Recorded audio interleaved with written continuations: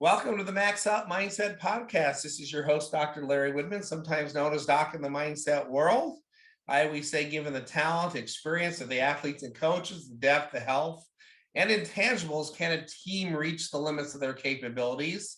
And then can they do it under pressure when it matters the most? Because I always say, if you can't do it when it matters, what's the point? I do this podcast because I've been really blessed over the last 20 years or so to work with some of the best athletes, coaches, teachers, teams in the country. And I like to share a little bit about what I've learned from them. And then when I have a guest on, spend most of our time learning from our guest. And today I'm really excited because I haven't had too many coaches from the men's world on. Of course, by the time you get done with this introduction, you'll know he's no longer in the men's world, but he's been immersed in both the men's and women's world over the last 20 years. I mean, he has now recently been named the associate head coach of the University of Texas women's volleyball team, but he's been immersed in the men's and women's U.S. women's national team and men's national team over many, many years. He was recently the head coach of the men's team at Pepperdine, where he went 78-38. And multiple NCAA tournaments, set all kinds of records there, and also Follow the Legend, which we're going to talk about as well. Was part of the bronze medal Olympic winning team of 2016 for the women, and really was a big part of building that journey to where they are today. He's also married to a very famous volleyball player that we know in the state of Nebraska, Jordan Larson. This is Coach David Hunt. Welcome to the Max Out Mindset Podcast. Yeah, thanks for having me, Larry. I think that what I'm most known for is probably that last piece that you said. You know, most people would probably know me as Mr. Larson nowadays in women's volleyball, but which is I'll take that. That's a badge of honor, I think.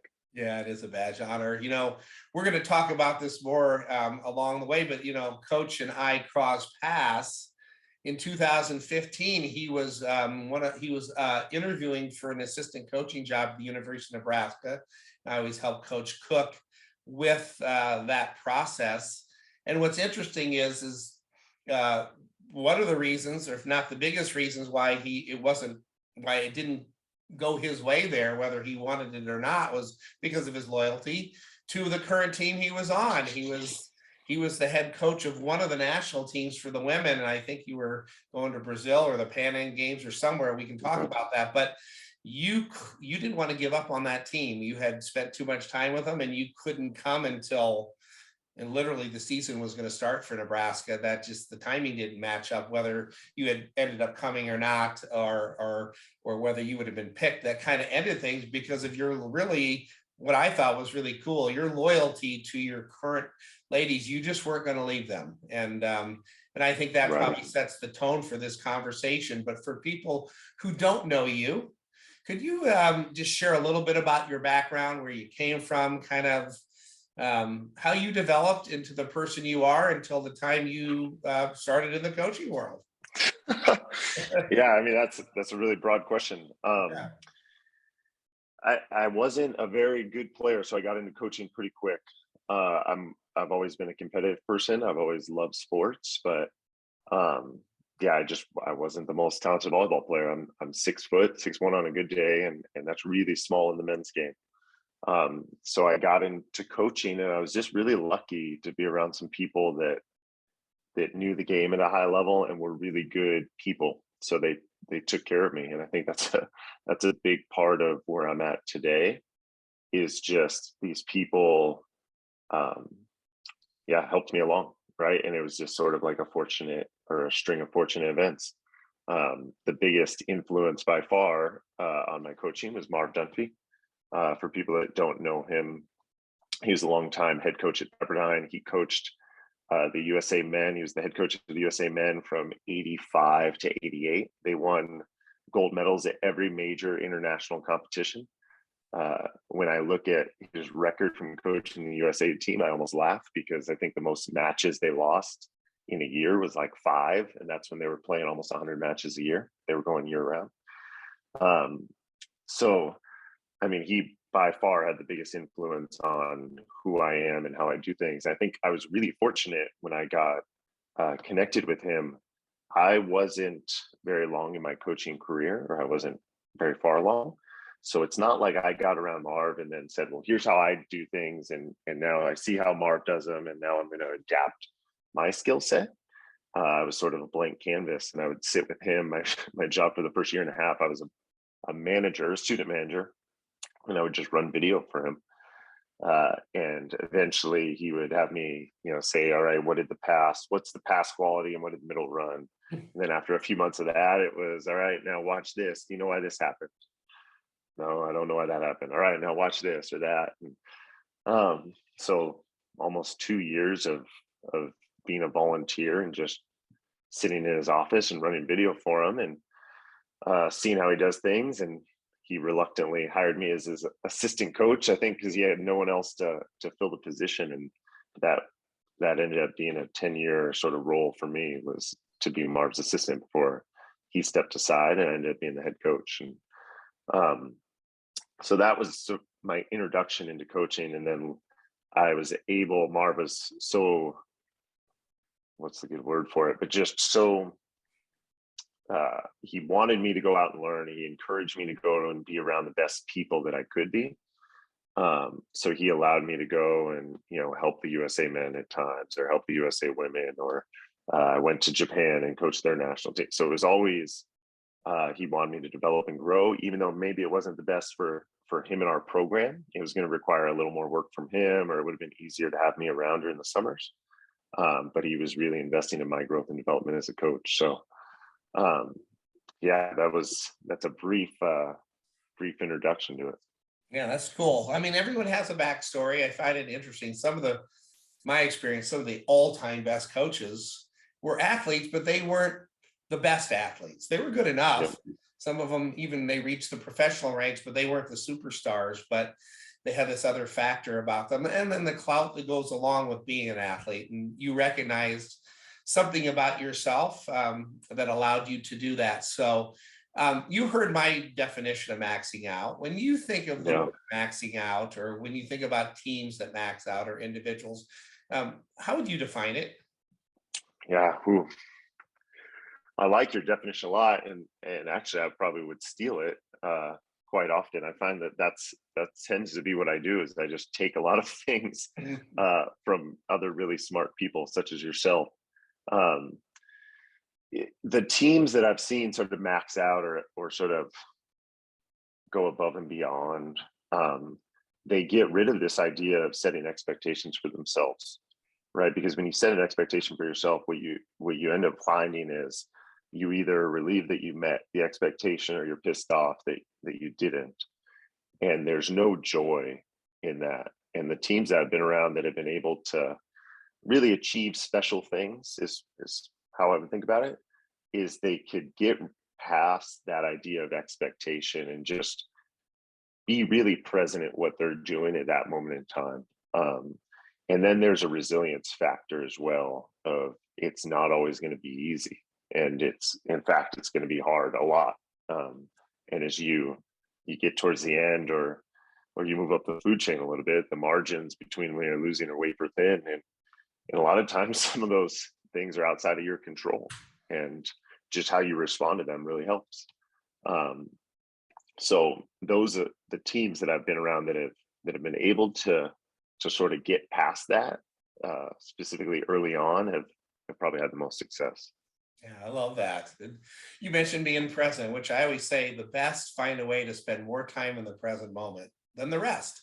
It's not that we're always there, because our brains are always going to the past, to the future. But if we can spend more time being present, we have a competitive advantage. And I always say that to build off on what you said, I always tell people that it's the teams that do the best at the non-technical skills. You have to have enough talent to be in the discussion to win it all, or to compete for championships. But the teams that find a way to do the non-technical skills of their sport the best tend to be the ones that I've seen deal with the competitive pressures when it matters the most at the end. So you had mentioned to me that, early on, you were with Coach Dunphy and he would show you things and you were a volunteer. And, but at some point, right, as you built your knowledge base, you had to start to figure out, hey, I'm pretty good at this.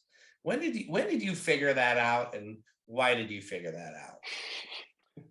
I laugh because I think that's a really interesting sort of dichotomy. I think that a lot of times I'm like, yeah, I got this figured out. And then usually the next day I'm like, man, I know nothing about what we're doing. So it seems to go back and forth a lot.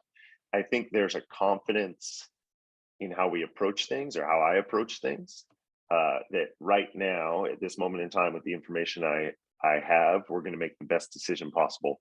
So if I'm working with an athlete, I see it as a collaborative experience. It's not do this because I'm telling you to do it.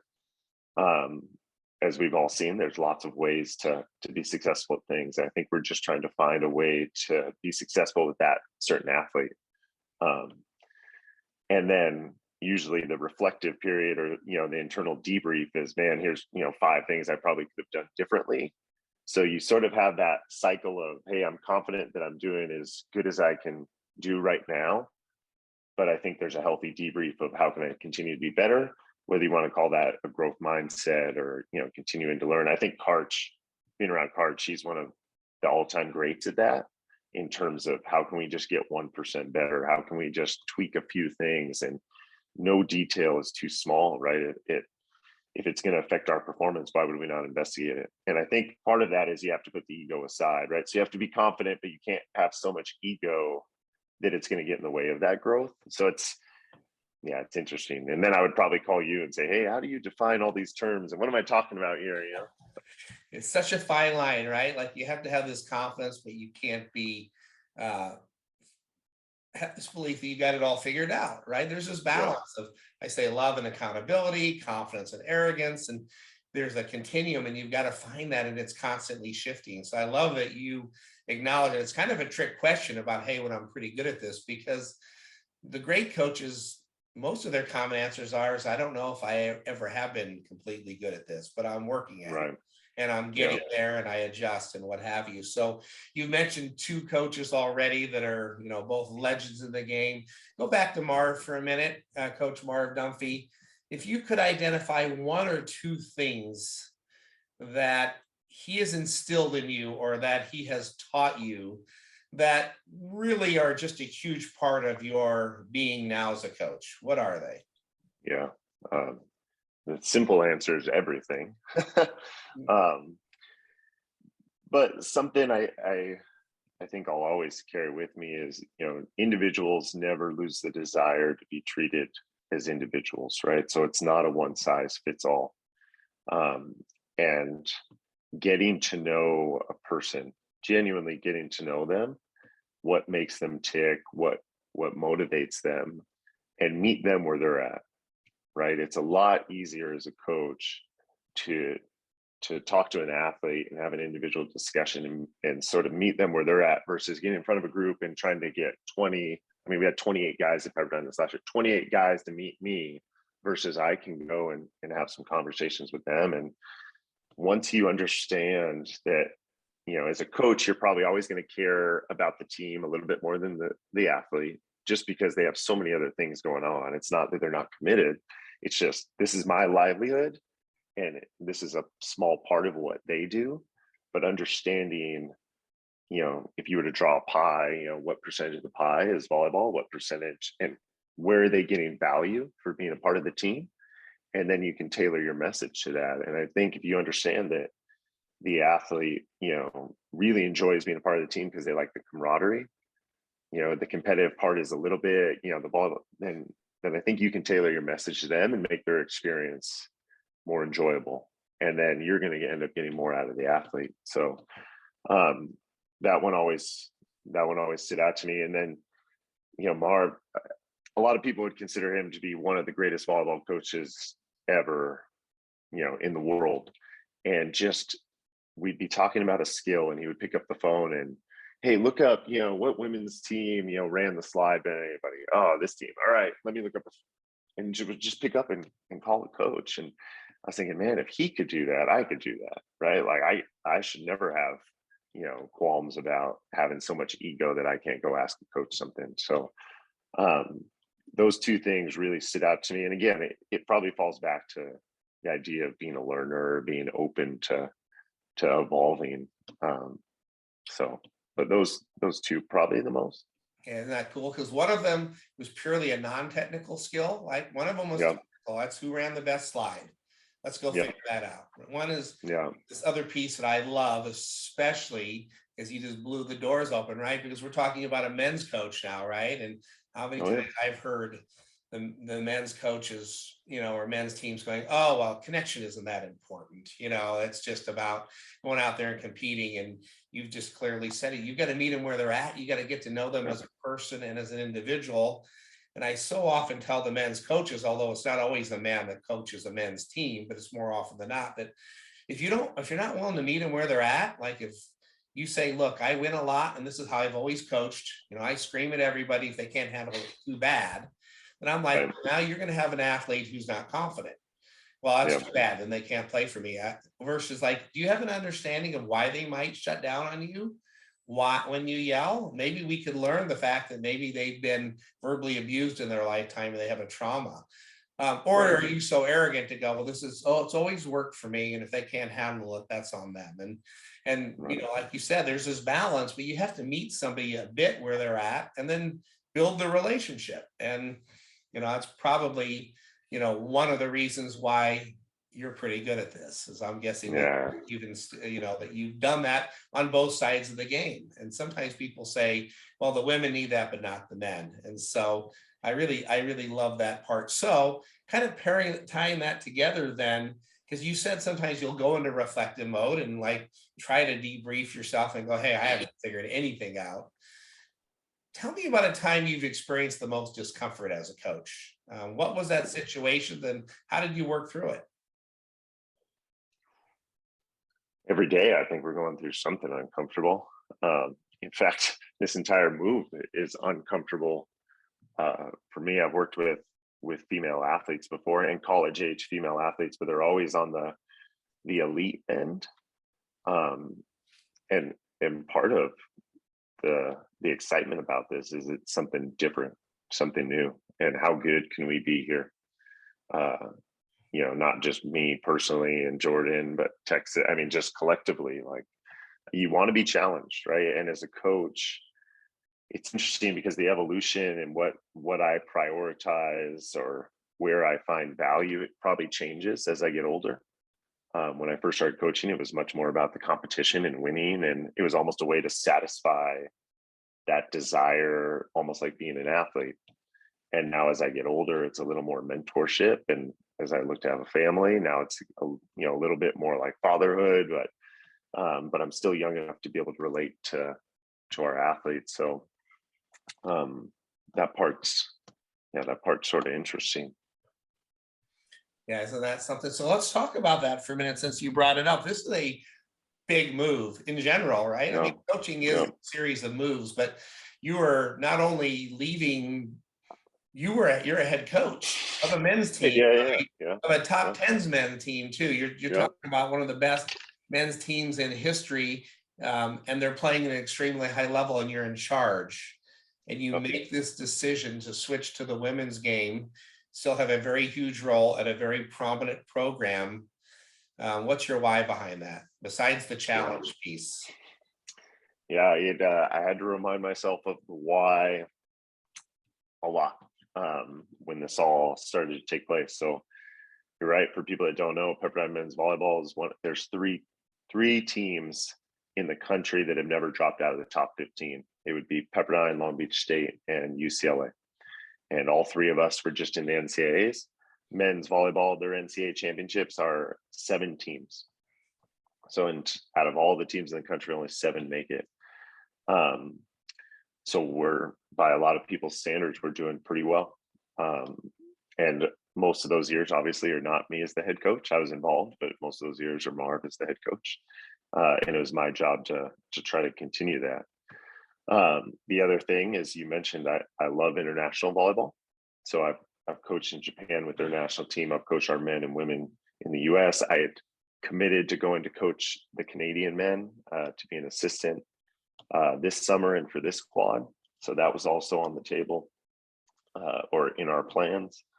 And then this opportunity came up, and when Jared had reached out, and then I just started thinking about, all right, what does the next 5 to 10 years look like in my life? Both, socially, now that I'm married, right? How do I see things through that lens? As a coach, professionally, where am I getting value from being a part of this? And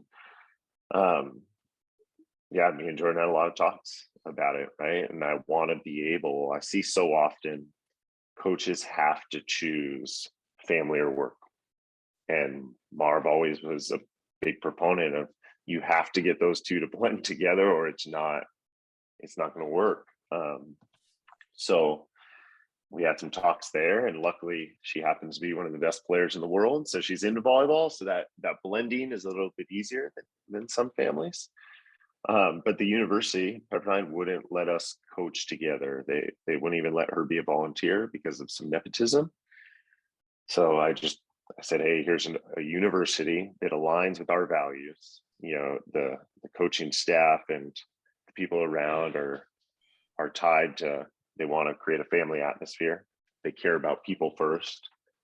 They want these ladies to have a great experience, a great college experience.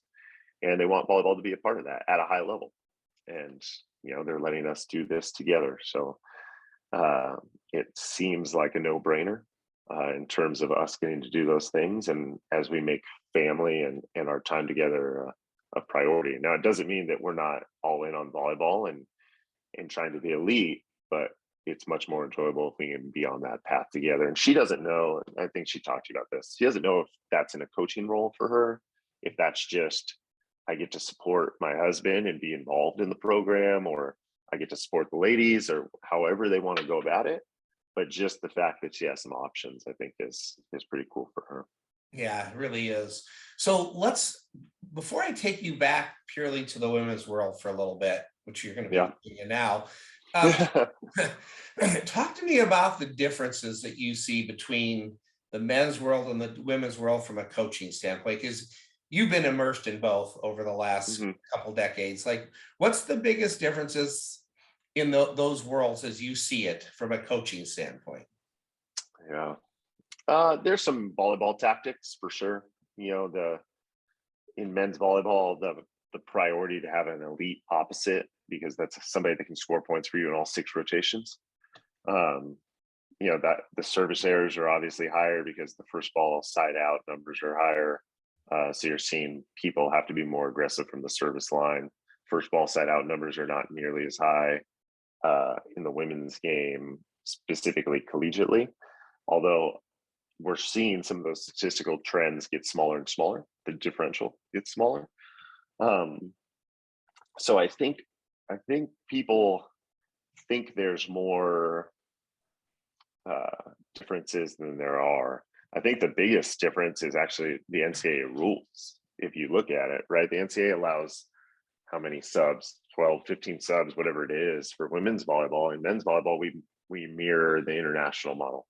So we only get 6 subs. You can only go in and out once. So it's much more of an international game when you look at men's volleyball. And then I think it's easier for coaches to go from men's volleyball to international women's volleyball, because again, same rules, and yeah, you're going to change some tactics, but you're still trying to kill the ball and get some distribution patterns and stuff like that. So the biggest difference is probably going to be just the NCAA rules, the substitutions, and in being able to maximize all your weapons. Because I've just seen this ingrained lens for a little bit of time. Yeah. So there's value that you had talked about early with Coach Dunphy and the connection piece, meeting people where they're at.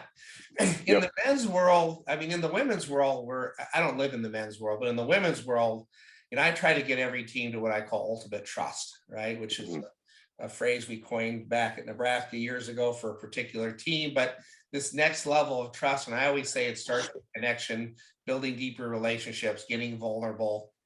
And that takes a lot of work. And most of the high level teams don't do it, believe it or not. So, and I can see it separate out under pressure in the one and done situation. The teams that are really connected versus the teams that aren't, of similar talent. How important is that in the collegiate men's game? This notion of the athletes themselves and coaches building these deep connections of love and trust that have to happen off the court to build it on the court and to get a team to ultimate trust in that regard. How similar is it, or is it not at all? Yeah, I think it's in every organization, right? Like male, female. I think we have, if you just look at Maslow's hierarchy of needs, right? And people talk about, 20 years ago, things weren't like that. Well, we haven't evolved so quickly that those needs have gone out the window. So I think a little bit of that is being naive that we have to fill those needs. How we fill those needs probably changes, right? So social media maybe plays into that, or COVID was a great challenge for everyone. But I think you just dial it back and just look at, am I meeting those basic needs, right, of a group? The very first thing you have to sort of subside as a coach when your athletes or your freshmen get on campus is, there's this, well, do I belong, right? And I'm going to fight to show that I belong, and I'm going to carve out this niche for myself. And I think that's human nature, right? And then, but that's also taken away from the teamwork aspect. So how do we cultivate an atmosphere where there's safety and belonging? And don't get me wrong, I don't sit there and like articulate it just like that, but usually just letting somebody know how much we value them being in our program and why they're here, and the traits that they have that got them there, and letting them know the value that they bring to the team, right? Because everybody's recruited for a reason. Everybody is on your team for a reason.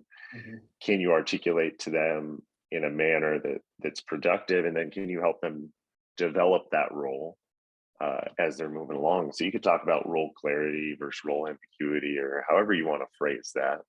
But letting them know how they belong to the group is huge. Mm-hmm. And then we all like affirmation, right? Like we all like to know that we're then meeting that. You can't say, oh, I talked to Johnny in September, I don't know what his deal is. I told him this. And we all go through times where we start to doubt ourselves a little bit, and you hit it on the head. As a coach, we just want our athletes playing confident, right? Marv talks about, like, you want them feeling bulletproof at the end of the day. And I think as coaches, we spend so much time on weaknesses that we can forget about the 90% the athlete does really well, right? So reminding them, hey, this is just a small tweak, but you're already awesome, right? Like you're here, right? You're playing for a program that's one of the top in the country. You're a stud. Now we're just trying to make some tweaks to fit within this, environment or this system to make you elite. So that's it. It's a lot easier said than done. And I thought of a story as you were going through that. When I first started with Marv, I sat down. He had done his dissertation on John Wooden, his doctoral dissertation on John Wooden. He went through, I think, 6 or 10 days and sat down and asked him all these questions. So I'm thinking, all right, I'm going to write down all these volleyball questions that I want to know from Marv, thinking I might only be here a year or 2 years. And I got through like 10 of them, and his response, it was, what do you do when an athlete, is trying to change this skill, or what, they were pretty generic. And I had the list up in the office still as like a reminder of, to keep me a little bit grounded. And every one of his answers, he just sort of looked at me and shrugged. He was like, I don't know. You just talk to him. I don't know. You just talk to him. And all of a sudden I was saying, man, this guy's responses for everything, like, this guy's lame, Everyone's telling me he's the best coach, and all his responses are just talk to him.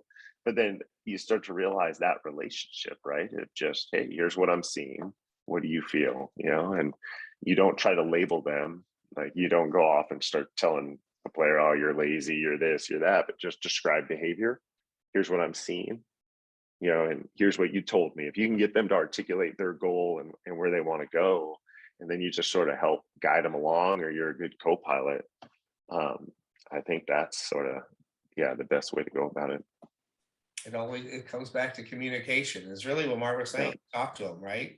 And yeah. I always say, for people who do listen to this, is we are talking about in part is the third ingredient of confidence, at least for me, which is what coaches and teammates say to each other can help or hurt one's confidence in that moment, particularly when they're stressed. And a coach has a big role in instilling confidence and belief in somebody. And the way you articulated it, sometimes you're having to do that when you're actually making a correction or showing someone an area to improve, but you're still instilling your belief and confidence in them. And I don't think, sometimes coaches, I don't think appreciate the power that they have in terms of confidence of their athlete. They want to put it all back on the athlete to say it's your job to become confident. And it is partly true through preparation and through your own self-talk. But I'm just a huge believer that if coaches and athletes know how to talk to each other, especially in moments of stress, they can help them move on to the next point better. And of course, that will tie into the most recent women's team who won a gold medal, because I'm going to want to ask you about that here a little bit later. So let's talk just a little bit about, you've talked to me a little bit about the differences between the men and the women, but I want to take you back just a little bit to the as we move forward here, because it was a team you were involved in, and you helped them build up to this progression, because this whole journey leading to the gold medal for the women in 2022 started many, many years earlier, 2008, 2012, but the 16 team in particular, I know you were around that team and had a big role at times. Talk to me about what you remember about the 2016 women's team who won the bronze medal, but had a devastating loss in the semifinals. What do you remember about that situation, and how do you think that loss or that adversity contributed to ultimately what happened here this last summer? Yeah. I get goosebumps thinking about that, a little bit, because you're touching on a lot of things that probably impacted me as a coach. I mean, dissecting it, I agree with you 100%. It was a journey, right, for most of the athletes, and for Karch, it seems like, right, and going all the way back to 2012 when they lost to Brazil and in the final. And I had heard a lot about that when I got to the women's team, just about how that really affected how they wanted to do things, right? We had a core group of veterans that wanted to do things differently, for better and worse. And I think that's natural, right? As these young athletes now become the veterans, they want to leave their own impact. So that was a pretty strong, resilient group with some leaders that were really unique and special. And then I also, as you were talking about it, my coaching brain goes back to the match against Serbia, where we're up in the 5th set. And, and then I think about all the things from a coaching perspective that it has been, like, not too many times do you think when you're working with the national team that we need to work on free ball systems. But we had a few free balls late that if we convert them, we're probably playing for the gold medal. So the idea, as a coach, you talk about it all the time, there are no little things. And then you're just like, man, were we training every little thing possible? Or could we go back and tweak these things? So I think I become obsessive at times about, are we getting in all the little, like, how we enter this ball is really important, right? Because we have to make sure that we've touched on these things. And so I might go a little overboard because of that stuff from a volleyball standpoint, at least internally. But going back to your question, in terms of the team, I mean, the leaders on that team were really special, and being a part of some of those conversations and seeing how they reframed defeat and a setback and then became resilient about it was pretty cool. And the connections that were built amongst that group were really special. You go from winning world championships to being a few points away from potentially winning World Cup. For people that don't know, World Cup is a round robin event, so you don't actually have like a final. But we lose to Serbia like the 2nd or 3rd match in 5. We don't play very well. If we beat them, we win World Cup. And then and then you just keep thinking about going on and on. And so the idea that just the margins are really thin at the highest level, the margins are really thin. And the idea that you have to set a standard, right? You don't train and prepare to beat the 80%. You have to set your standard to play against the best in the world or the best in the conference or whatever it is, and then try to meet those standards. So yeah, I don't know if I answered your question. There's probably a lot to unpack there. Well, it's a lot to go back there, but what I remember Caleb Banworth, Jordan Larson, Kim Hill all telling me was that win the bronze medal was their, prior to this last summer's goal, was their best win of all time, better than the world championship in 2014, because of what it took, both from a resilience standpoint, but also because of the connections they had built to allow that win to even happen.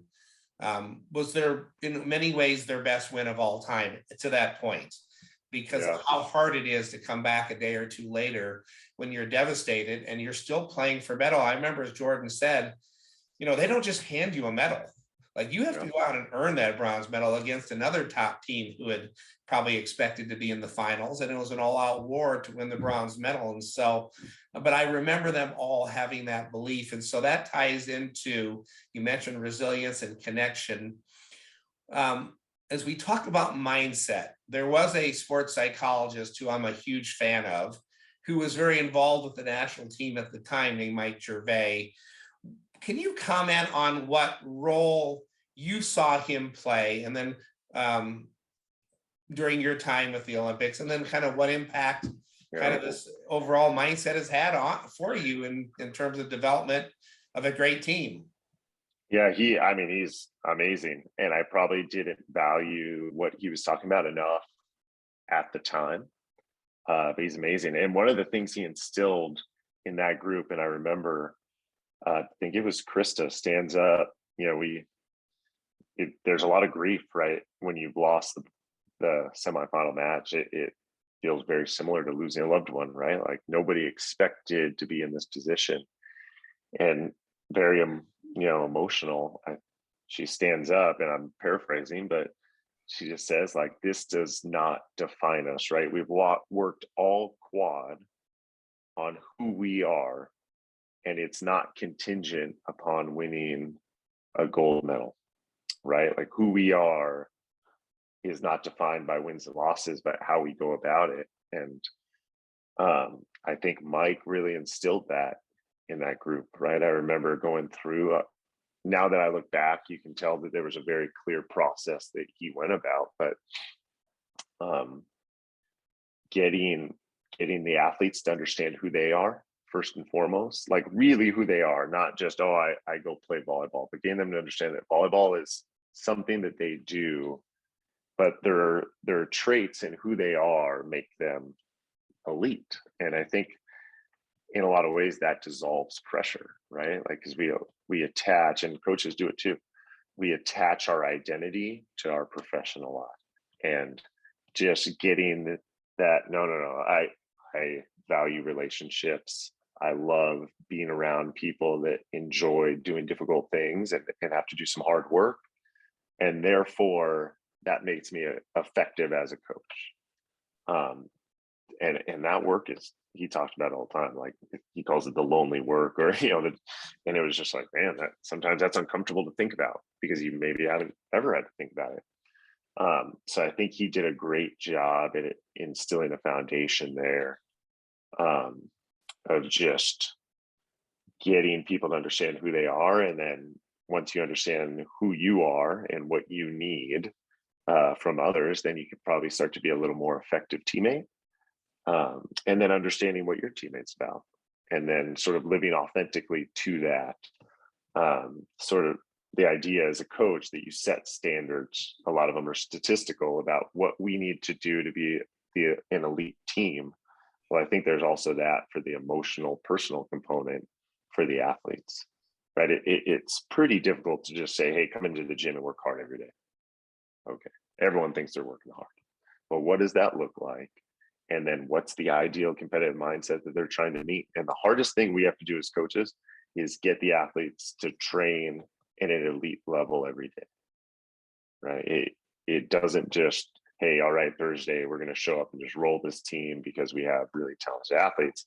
You have to get them to train at a high level every day. And that involves the emotional component as well, right? The emotional and physical. Um, in fact, I think the emotional component is probably a little like almost more important, that you need the athletes to operate in that state that they're going to feel come game day, for as long as possible. And if you can do that, then you can start to coach them up on some of the mental skills that they're going to need, and how they recover and how they, fail and how they respond to failure. In volleyball, you only need to win 51% of the points. Sometimes you don't even need to do that, considering you can get blown out in some sets. So you got to be really good at accepting failure and moving on and getting on to the next one. Yeah. So for you then, in your own evolution, with regard to mindset, the role mindset training plays Yeah. in the overall performance, how has that evolved from this time period of 2012 to 16 to now, where you are as a coach? For you? Yeah, immensely. I think that's there is no magic pill, but if you had one or could try to develop one, it'd probably have to do with the mental side of the game. At the elite levels, everyone is really talented. Just how can we continue to motivate and keep our athletes bought in and moving forward? And yeah, like you were saying about your definition of maxing out, right? It's being your best when your best is needed. And I talked to Jordan a lot about that. She is not the most physical athlete in the world, right? She would probably be one of the first ones to tell you that. But her mental skills are such that she can perform at a really high level consistently. And it's pretty impressive, and it hasn't always been like that. In fact, me and her did not get along as coach and player when I first started coaching, because I thought she was a crummy teammate. I thought she, checked out of practice. It was just, yeah, I didn't appreciate how she approached things, and I had no problem telling her that. And I think obviously I wasn't a jerk about it, but it was just, here's what I'm seeing. What's going on? Am I doing something? What can we do better? And that awareness piece became, I think, pretty big for her. Yeah, I love that. So since you brought it up, I was going to bring it up eventually. Yeah. Because about evolution, because Jordan has been on my podcast twice, obviously, and I got to spend some time with her, obviously. But so she's been very open and honest with this in the public setting, that same thing. Maybe not that I was a crummy teammate, but she, in so many words, said, I was maybe an okay or good teammate, but not a great teammate. I was an okay or good leader, but not a great leader. And I sensed that part of the reason she came back, I mean, I think she wanted to win a gold, obviously, but I think she wanted to do some of those things better than she'd ever done before in terms of being a teammate and a leader. As you've observed it now, okay, since you did coach her, obviously weren't coaching her at the end, but it had been a different relationship with her over time. Yep. What have you observed now through the lens of your coaching lens? I know it's a little tricky because you're obviously married to her, but from your coaching lens, how did you see her evolve the most from that time period where you said, frankly, I don't think she was that great of a teammate, to when that last ball dropped in the 2022 Olympics? What have you noticed?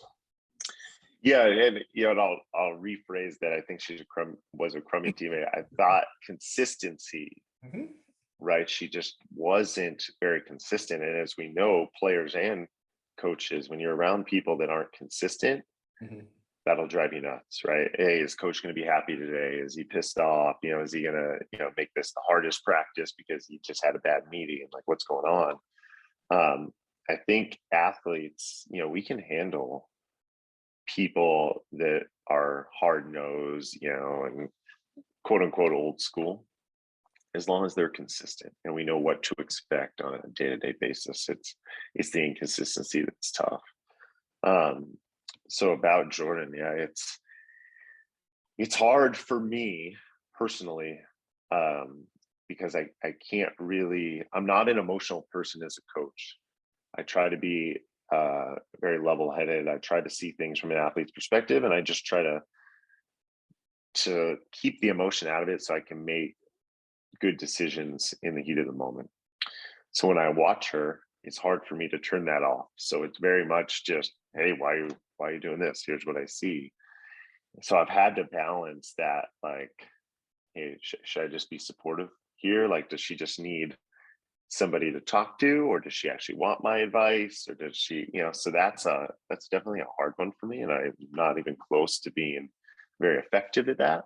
But her growth and development, I've seen her invest in people outside of volleyball more often, more frequently. And I think she's always wanted to do that, or at least she's always expressed that she's wanted to do that.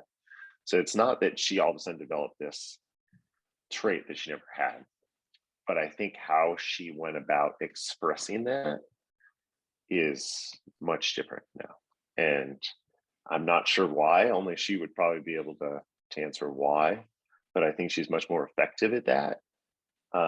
And I think the challenge too is now the age, like people don't realize in college, you're usually within a 4 or 5 year gap, right? Or age range. There's some girls on the national team that are 20 years old, 21 years old. And, Jordan, she looks 22, but, she is in her 30s now. So just that experience level, right? And now I think also it leads to wanting to pass some things on, right? I have some ownership over this team and this group, and I want it to be better, when I leave. And so I think all those things probably play into it, but she's much more effective connecting with people specifically off the court, which I think makes the on-court relationships much better, at least from the outside, from what I see. All right, so 2 comments. One, you've now made up for your prior comment, right? Thank you. Yeah. 22 instead of 34, you've now exceeded what you said. But more importantly, whether it's Jordan or any athlete, building those connections the way you said, being more intentional about the way you develop them, and that it translates on the court. Can you put into words what you observe as a coach, or maybe even as an athlete? What's the outcome behavior for building those relationships? What happens on the court that actually leads to elite performance? Because the relationship. You're talking about that sort of evolution that we see in athletes. I would say in a high school or college setting, you see it, your seniors end up going through that, it's like a continuum, right? Like they start off, not everyone starts down here. Some of them are more mature and have some leadership qualities.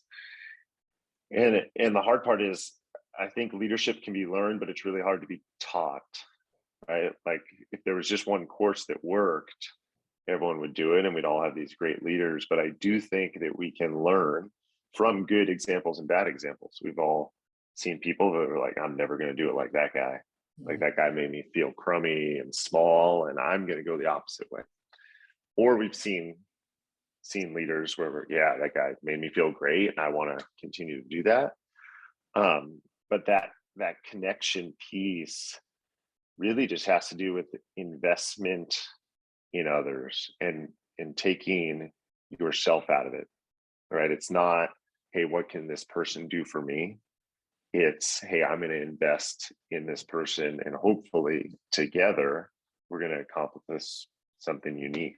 So there's a selflessness piece to it. And I think the athletes can buy into the program, or it's our challenge to get them to buy into the program or the idea that we can leave this place, with the program being in a better spot. And one of the basic examples that I think about, right, is I think it was sort of old school to say, all right, the freshmen are going to do all the crummy jobs that nobody wants to do. They're going to get water, they're going to set up the nets, they're going to, mop the floor. But if we really feel that those are valuable things in our program for us to be successful, right? We got to have the net set up, we got to have the gym, that's a sacred space for us. So why wouldn't our seniors be in charge of setting that up, right? Because in the real world, if I graduate and I'm a finance guy, I don't walk in and they give me all the most important files and say like, all right, what are we investing in today? They don't even let me do anything for like the first 6 months, right? I can only observe. So why in sport would we do anything differently? Just let the younger athletes, the new athletes, just observe how we do things here. And then have the older athlete, hey, come with me, here's how we're going to set things up, or here's the jobs that are important. And let's teach each other how we want do things. And I think you could break it down, and you can have that example in lots of different ways or lots of different areas within programs. But it's all about trying to instill those traits in these younger athletes. And if our older athletes can do that and buy into that, then I think that's where you start getting that connection, and then it comes out on the court. I think what we see on the volleyball court is a manifestation of lots of other things that are happening within the program. Yeah, I love that. So you mentioned, obviously, the leader of that team that you talked about in 2016 and 14, and those years that you were involved in, was Karch. He continued to lead that team. He's what I would call that second person. So for you then, again, same question I asked you about Marv. What's one or two things that Karch has taught you that has become part of who you are as a coach and a human being? Oh man, whew. He was much more meticulous about how he went about learning, and his process. He's almost like a robot, and I say that in a very good way, right? It's, if you have repeatable systems, you can produce similar outcome over time. So just his ability to he would value everyone's opinion and everyone's input and take it all in, and he wanted to do right by everybody.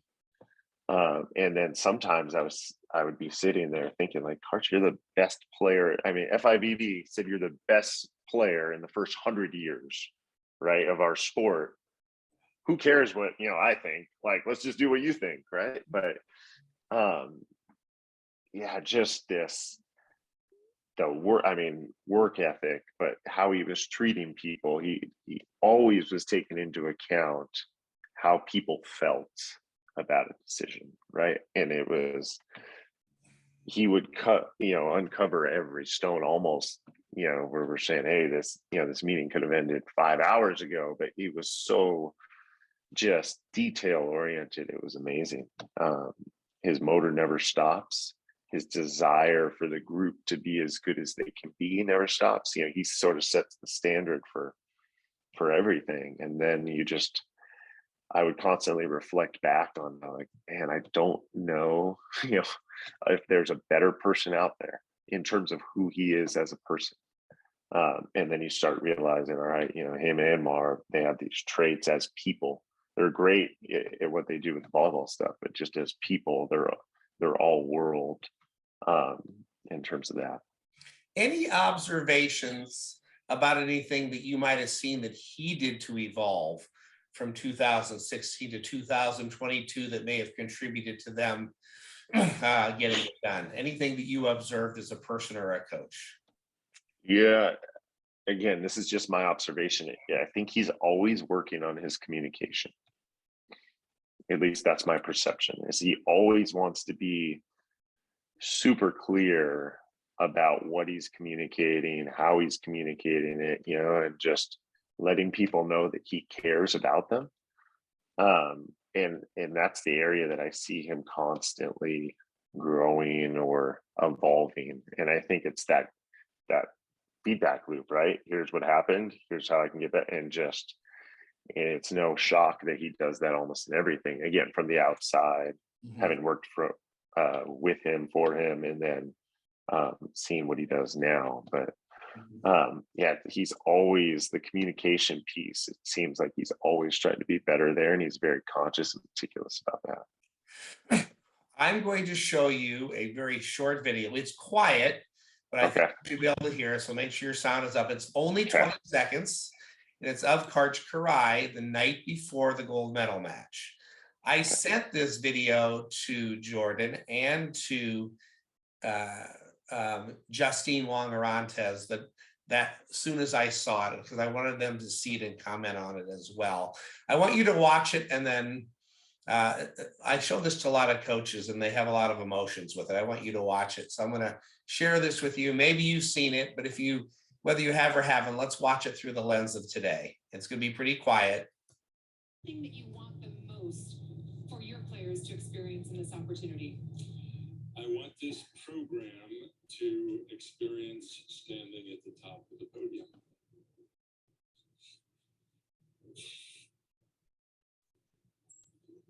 No other words. What did you see? Yeah, it sort of gives me chills. I mean, it does not sort of does give me chills. And I know it gives Karch chills and goosebumps, and that emotion is so authentic. I remember watching that and sort of getting emotional at home about it, because I know how much he cares for not just the 12 girls that were on that roster, but for everyone that's come through that gym. And just how badly he wants them to be able to experience something special. It has nothing to do with, the competitive piece maybe, but like for that's what resonates with me when I see that, is just he wants so badly for them. There's a genuine love for everybody that comes through his gym.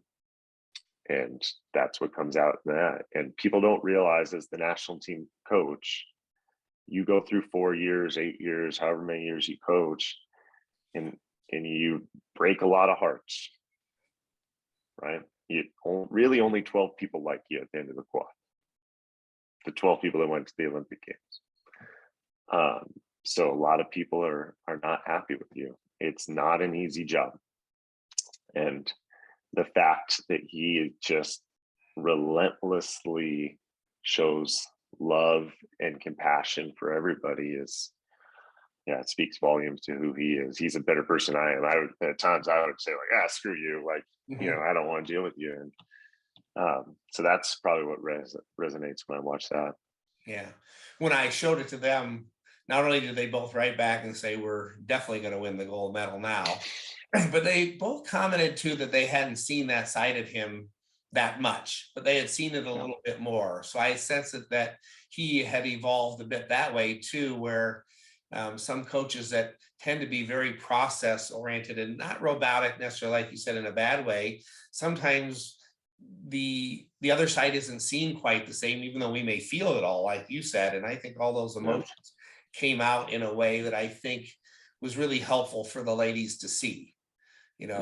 As a man, sometimes we don't show those emotions, even though we feel them, or we might think that's not the right time to show them. But I think it was really powerful for them to see it. And I wonder, I don't know him, obviously, I've observed him, but what impact. I understood that he also was dealing with his own health condition that he didn't really share with a lot of people, kept that kind of quiet. And sometimes that brings out more emotions in a person. But to the ladies, I think that took some of the pressure off of them to see him emotional in a good way.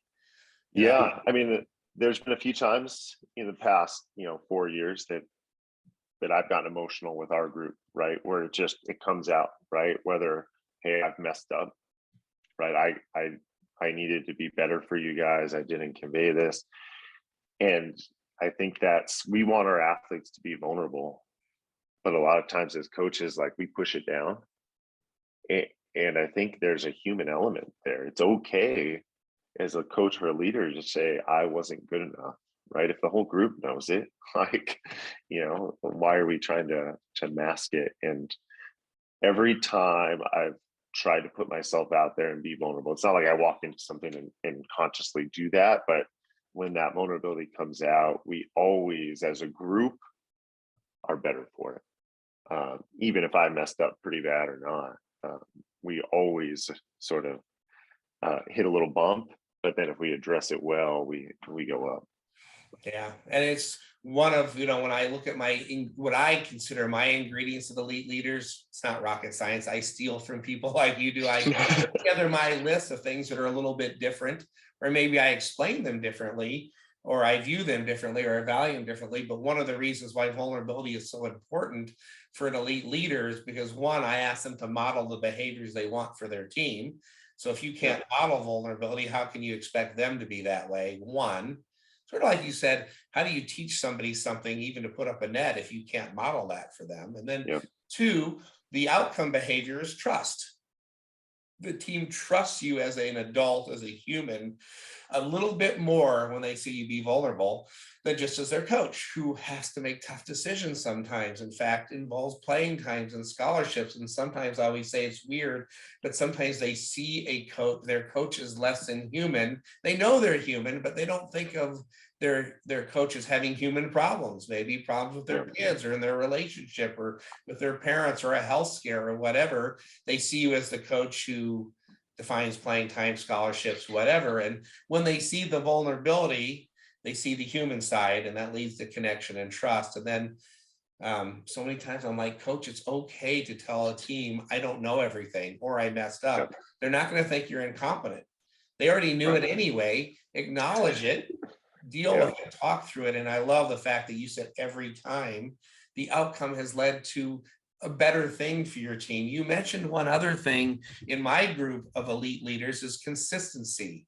And I love the way you described it, but because you said, look, you can coach hard, but people need to know who you are every day. Like, you can't be angry coach one day, happy coach one day, and be on this roller coaster that not just emotions, but how you set up practice and things. There's a consistency about you, and the more consistent you are, that builds trust. And when we're inconsistent, the outcome behaviors, I don't know if I can trust my coach. He's a hypocrite. He says this, he acts like this. I don't know what to expect from him. I'm going to just read my other list of ingredients of elite leaders. Tell me if there's one or two of them that stick out to you in terms of the way you value leadership. What's your contribution to the problem, right? Meaning, simply, I'm going to define that one, meaning if your team is playing with fear, right? What role as a team leader, captain, or coach, and what's my contribution to why my team is playing with fear or not having fun or not communicating well? Modeling behaviors is one. Larry, I'm gonna cut you off there. Yeah.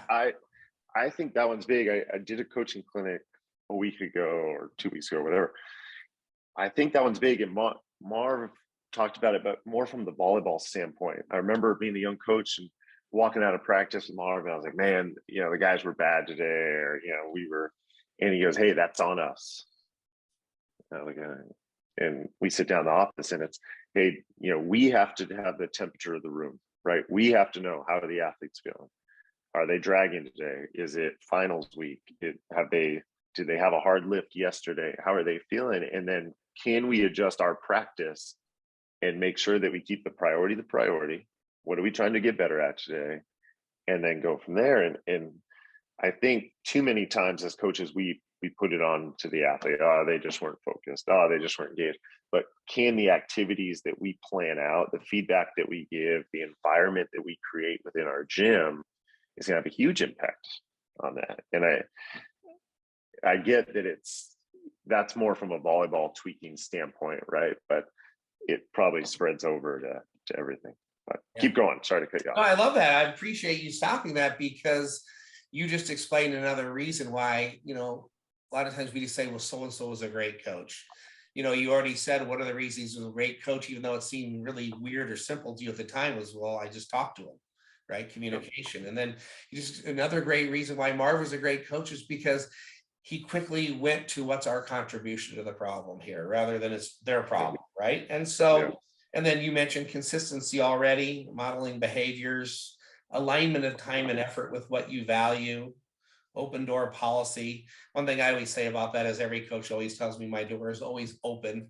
And I'm like, but how often does an athlete actually stop by and say hello to you?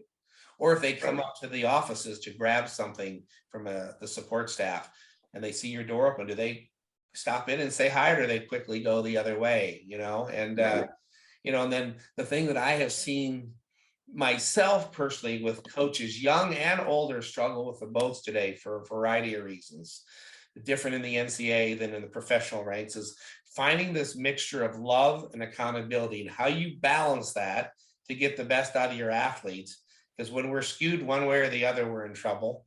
And then my willingness to ability to evolve and adapt. And then, of course, my final one, as we've kind of been talking about, is building trust. Those are what I say that the best leaders do better than the rest, not necessarily all 8 of them. Is there any of those others that stick out to you that that you value a lot in terms of how you would end up defining yourself as a great leader or coach? Yeah, I think that communication piece that we've touched on is probably a big one, right? In terms of having a clear vision for where the group is going, and then defining everyone's role within that. Helping the athletes have a sense of purpose, and we talked about, if you get a 4th or 5th year guy in your program, guy or girl in your program that never has played a second, you got to know why they're still around, right? Because obviously something's driving them. That's a really hard role to play. You got all these other things, and you show up to practice every day and maybe just hold a towel and wipe the floor. Like, those people are special, right? That's those athletes are the ones that make our program go, but we got to understand why they're still showing up every day, and why they have to understand their value as well. So I think that communication piece, having a vision and then clearly articulating everyone's role within that vision, and then getting the other part to that would be getting everyone to understand that they have to do their role or fill their role to the best of their ability for our group to be successful, right? So if we have a young man who's flipping score and that's going to be his role, was I clear about that along the way? Did I help him be the best that he could in that role? And then did he feel value that, hey, if he's not here doing that, then our practice can't go. So I think the great leaders or coaches do that, and then they understand where they're really good. If you have 8 or 9 things that you think, where do I excel, and then where am I not so good, and can I try to get better in those areas that I'm not so good? Can I keep maximizing where I'm good, and can I surround myself with people that are also good in maybe areas that I'm not great? So that's probably as you put together your staff, that's probably another one that great leaders do pretty well. Yeah, I love that.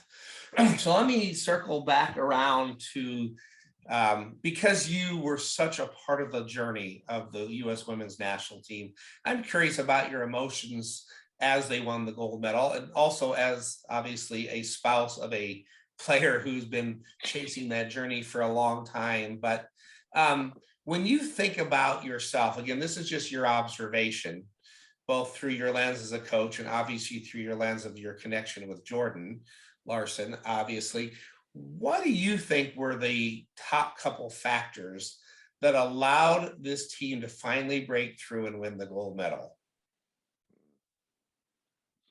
They're pretty resilient. COVID for one, right? 2 injuries. How many teams can lose starting players at 2 positions and go and win? They were pretty connected as a group. They developed that. They had to work on that through the quad. So I saw that. Yeah, I think those are big words, right? Those are sort of buzzwords. When I go and recruit, I see those words written up on a lot of, locker room doors, but they really embodied that. So I'd say those traits were pretty big. Yeah, as you go ahead. No, keep going. Well, as you had said, Jordan had already acknowledged, I'm not the most physical person. It's the way she said it on my podcast. I'm not the fastest sprinter. I'm not the highest jumper, as we were talking about how she used her mind. She and the other Olympians that I've been able to either talk through because of my relationships with them or on my podcast were very consistent of saying, we had a very talented team, but we're not sure this was the most talented team the U.S. has ever had. We're not sure that this was the most talented team in the country. We have plenty of talent. There were individuals on a couple other teams in the world that maybe were a little bit better than our top player right now. But to a T, they all believed that this team was going to win it all for a lot of the reasons you said. And the way I defined it, they may have used this, but I've coined it as mistake recovery. That they believed that it was their job to help each other move on to the next point better than anybody else, and better than they've ever done it before, through their verbals, their nonverbals, what they say to each other, their connection with each other, so that they all collectively move on to the next point better, so that they recover from any mistakes better than anybody else. And none of them on my podcast ever talked about them being a team for the U.S. It was the best serving team that you've ever had, the best blocking team, the best digging team, best, whatever, right? Best attacking team. They just kept talking about love, connection, vulnerability, mistake recovery, trust, those kind of words. And it was very consistent in how they felt about it. And so I was just curious, because you were on their journey. You weren't coaching them that day, but every coach has been a part of this journey, whether you're married to one of them or not. I think feels certain emotions when it's finally done. Can you put into words what you were thinking and feeling? Yeah, there was a sense of pride that somebody in Karch, and then Marv was there with them as well. Just, hey, these people that are great people got to accomplish something, and so there was that cool feeling. Knowing that I was a very, very, very small part of that window was also cool. And then it's interesting, right? Because in talking to Jordan, nobody, she always dreamed of winning a gold medal. Friends, if you were to close your eyes, friends and family in the stand, this tight match and all this stuff. And they beat a good Brazil team pretty handily. And then you turn around and there's no one there. Right. So there's that emotion of it. And then I experienced this a little bit personally, and Jordan, I think, has to experience it as well. And maybe I sort of spurred the conversation with her. Hey, cool, you won a gold medal. Welcome back. Now you're still, we have an English bulldog that we rescued. You're just Spud's mom, and like, you're still a normal person now. That, just like we said, a loss didn't define us. Like, you won a gold medal. Cool. You've got to do something that's unique and awesome, but life still goes on, right? Like, so take that lesson or whatever you learned with this group, and now can we keep moving forward? And I had the reverse as a coach. For my first 10 years of coaching, I want to go to the Olympic Games. That's my goal. I want to coach in the Olympic Games. My mentor and idol has been to all these Olympics. That's what I want to do. And I got to Rio, and we're sitting with the staff as the team walks in opening ceremonies. And I'm thinking, holy crap, this thing ends in 2 weeks. Then what? You don't think about what after. And it was sort of my own personal epiphany of, hey, I have to be much more process oriented. I have to develop a foundation for my own coaching that has to do with how I go about it and how I do things, and not necessarily, oh, my goal is to win a national championship. My goal is to win a gold medal, because those things make you feel good for, a week, 2 weeks, and then life goes on. Yeah, I think maybe that's one of the more brilliant things I've heard this month, is that whether you helped it or not, but hey, you said losing doesn't define you, neither does winning. Yeah. Move forward in life. Life hasn't stopped because of that. It's part of you now, which is cool. But you still have a dog, you still have a husband to be, you still have a life, and let's move forward with this too. Let's not get stuck in it. And I think that's a great message, because so many times people will say that was a mentally resilient team. They were so tough when they won it in set 5, 15-13. But if they lose 15-13 in set 5, their journey could have been incredible. They're not mentally resilient. It can't be. They're bad people. Yeah. Right. They weren't resilient. If they won, they were resilient. If they weren't, they were mentally weak. And I'm like, that's just not, it's not that black and white. Right. And so, and that's the same, I think, with what you're saying here. It's just a great message for coaches and athletes that, celebrate this, enjoy it. Sometimes it looks different than what you imagined, empty stands because of COVID or what have you. But at the same time, life's going to go on here. Now, how do we use this to move forward in life? And maybe one of the better messages I've heard for coaches and athletes, because so many of them get caught up in an outcome, right? And they think it's going to change their world.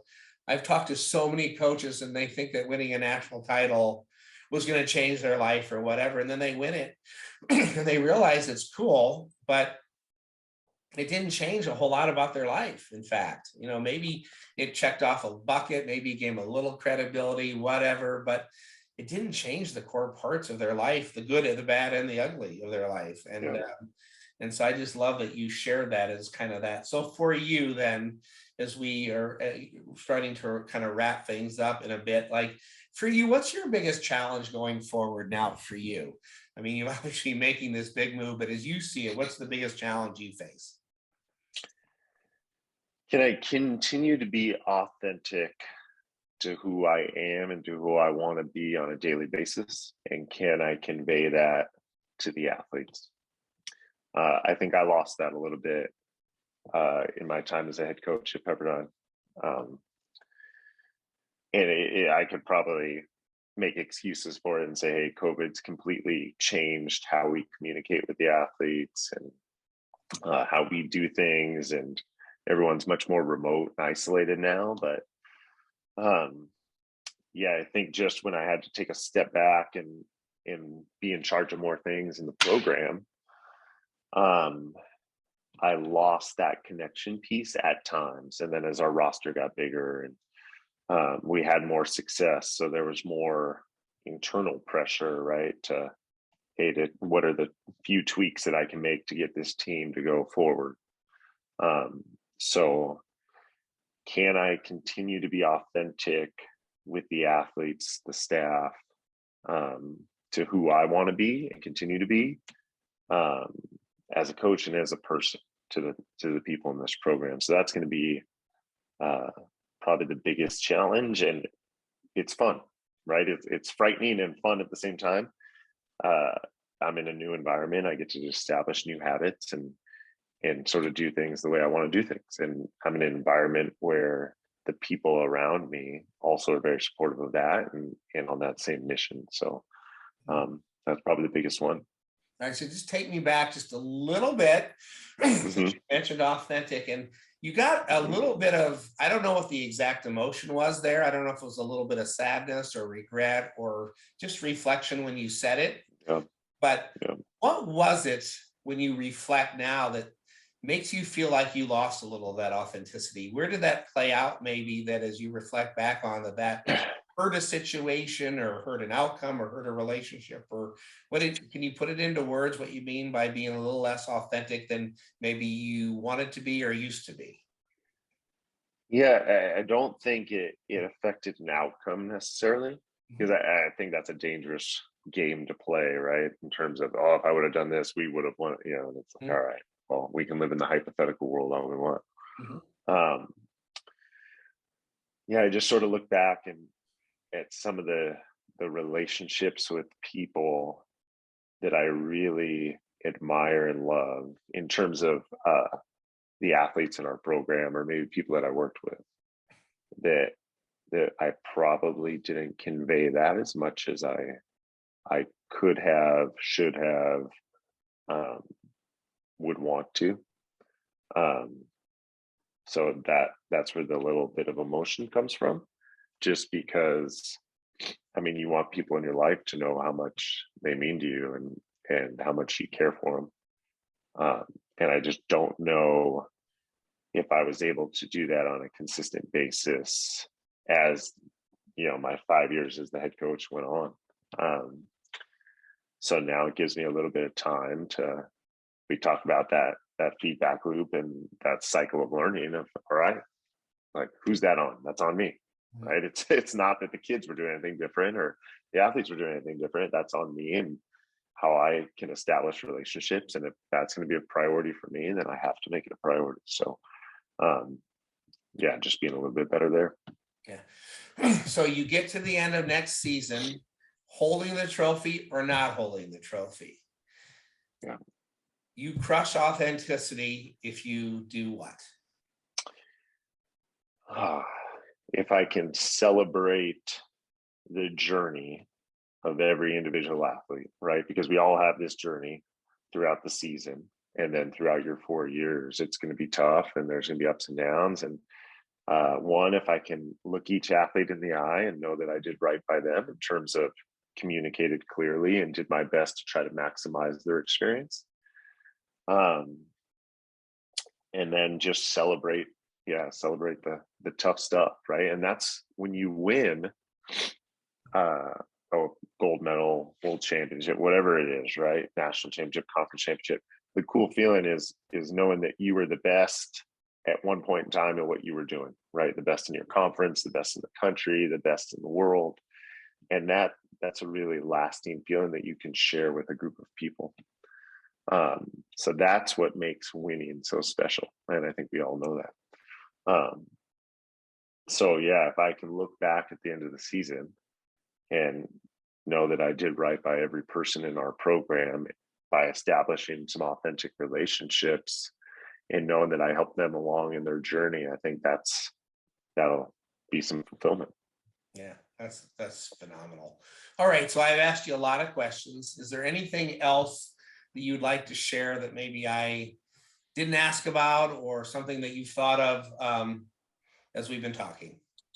No, I love people ask me what I like to do in my spare time, right? And I got this in a job interview, and it almost cost me the job because I said I like coaching, right? I'm really into coaching. It wasn't a Michael Scott from The Office, I work too hard, I care too much sort of deal. It was just, I love sports. I'm a diehard sports fan. I like watching people that are good at what they do, right? So good leaders, how do they do things? And I think talking about this is what coaching is, right? If we were to go into a room and say, what is coaching? We could write a list of 200 things, and anywhere from admin to tactics to the mental side of the game. But this is a huge part of it, and how you instill these traits in your team, in a team, and how you cultivate that, and culture and all that stuff is such a big part of it. It gets me excited to talk about that, just about ways that people go about it. Right? You've talked to some of the best coaches in the world, so you obviously have a deep knowledge of that. So it's always fun. Any other coaches or leaders that have had a big impact on you, even if either just through reading about them or connecting with them?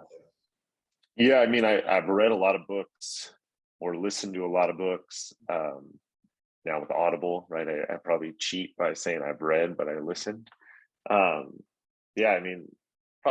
the popular coaches out there, right? Bill Belichick, obviously has done a great job. I think Joe Madden, when he was with the Rays and then the Cubs and the Angels, was so big on it. I listened to some analytics stuff and how coaches then take that information and, convey it to athletes, right? We have more information than we've ever had.